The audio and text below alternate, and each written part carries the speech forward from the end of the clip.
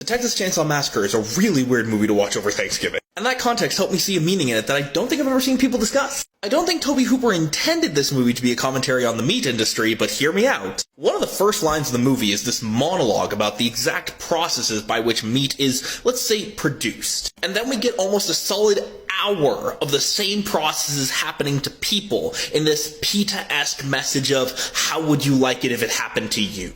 I wish I could go more in detail, but this is TikTok. But if you go rewatch the movie and take a mental note of each thing that Franklin says happens, you notice every single one of them happens to one of the victims. Which makes it really interesting to me that before Franklin died, he's the only one who ate from the barbecue. Which leads to the other side of how this movie's commenting on the meat industry. Because the Sawyer family, characters who are literally defined by their choice of food, we never see them actually eat in this movie. I know, you're thinking, but what about the dinner scene? If I remember correctly, and we just watched this movie a couple days ago, they don't put any food in their mouths during that scene. Now, I don't think that creative choice was intentional, but intentional or not, we can still draw a meaning from it. A meaning that the meatpacking industry leaves the people who work in it without any sustenance and without any resources. I mean, the closest thing we see to the Sawyers actually eating anything in this movie is Grandpa drinking a few drops. And that's all he gets.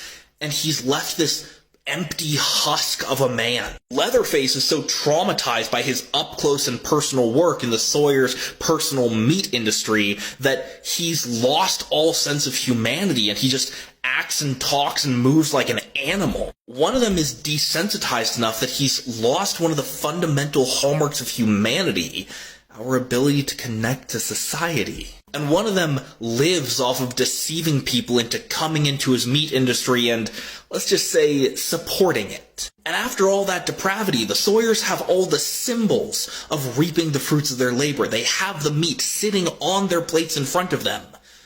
And yet they don't actually eat it. Now, to be clear, I'm not a vegetarian, I'm not trying to make a case for vegetarianism in this video, and I genuinely don't think the movie is trying to make a case for vegetarianism. I am trying to make a case for looking for symbolism in a movie, even when you think it wasn't intended. Because your experience with art is valid. If you saw meaning in a movie and someone else didn't see it, or the creator didn't intend it, you still saw that meaning. Don't sell yourself short. And if you didn't get a certain meaning in a movie, but someone else did, or maybe the creator even intended that meaning, that's okay. Your artistic experience is just as valid. It doesn't have to be the correct experience. It just has to be yours. Follow for more.